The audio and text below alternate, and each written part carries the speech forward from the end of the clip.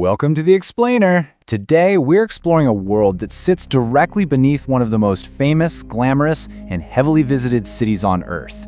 You know, above ground, Las Vegas is this dazzling desert paradise, right? It's a city of endless entertainment, luxury hotels, neon lights so bright you can literally see them from space.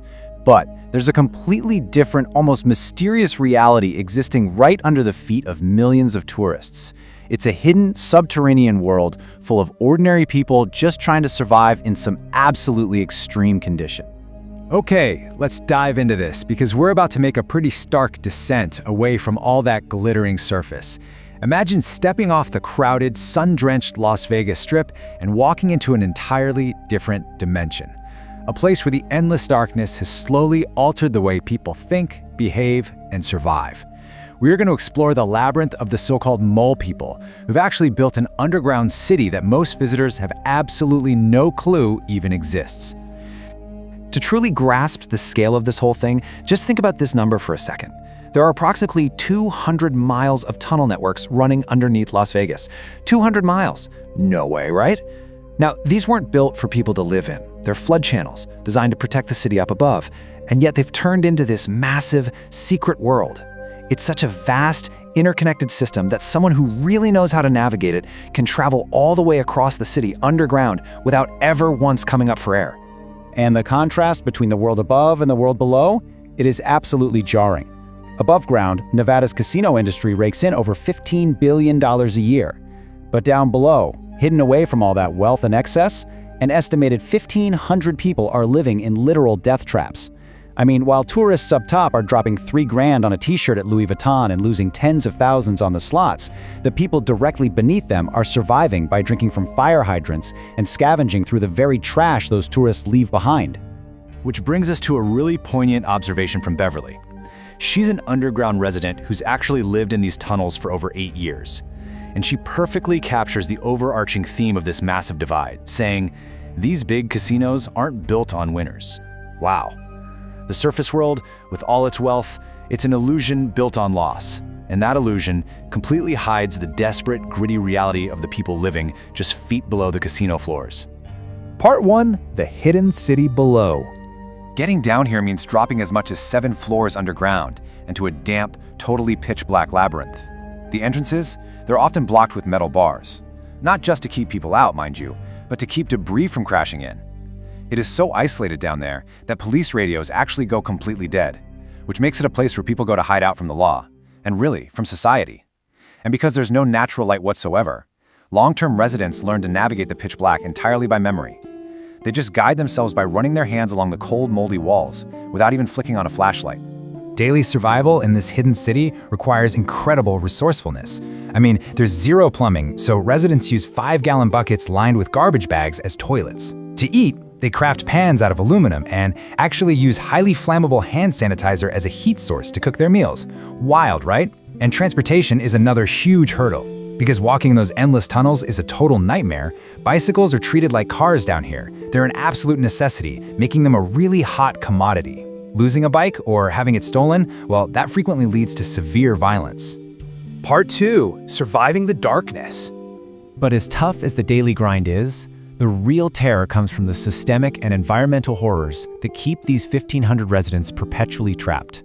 The environment itself is actively hostile, and this brilliantly illustrates the most terrifying threat they face, the flash flood. So, because the ground in Las Vegas is incredibly hard, rainwater just can't soak into the soil. If a rainstorm hits the mountains even 15 miles away, that water is funneled directly into this tunnel system.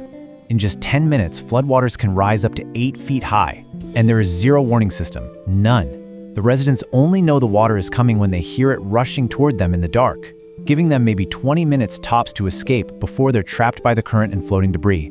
This isn't just some hypothetical danger. Take Phil, a resident who once lived in a regular house with a pool before retiring and then ended up spending up to 10 years in the tunnels. He explained that the current is just relentless. He noted an old sign down there that read, "The current, never lose." And it's true. Every time it floods, people drown.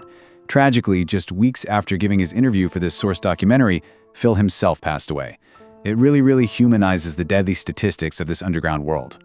And the floods, well, they don't just take lives, they create this agonizing bureaucratic loop. Just imagine, A flash flood hits. You survive, thankfully.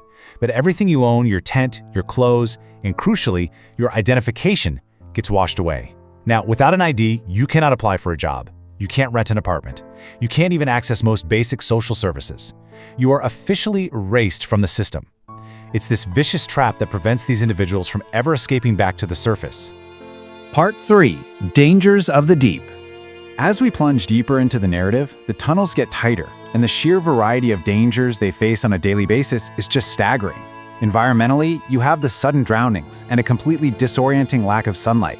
From a health and sanitation perspective, residents are literally walking through puddles of raw sewage, human waste, and dead rats washed in from the casinos. Ugh. But the human threats are honestly just as severe. Because police radios don't work, there's rampant gun violence, fatal overdoses, and brutal territorial disputes. You could be walking past an active crime scene one minute and stepping through raw sewage the next. Take this shocking anecdote from Toby, a tunnel dweller. He was deep in the tunnels when he was suddenly attacked by 3 men, one of whom was wielding a machete. With no police to call and absolutely nowhere to run, Toby had to defend his territory himself.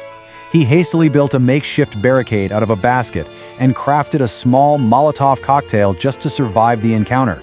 It's a truly lawless environment where you really have to fend for yourself. Part 4. The psychological toll.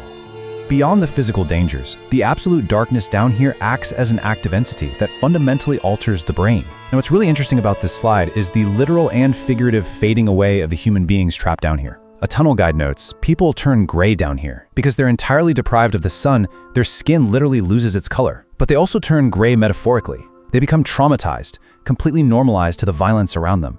It's like seeing a sword fight in the middle of the night and just thinking absolutely nothing of it. The intense isolation and pure silence induce severe paranoia and terrifying visions. Jay, who's lived in the tunnels for over 8 years, shares these chilling hallucinations.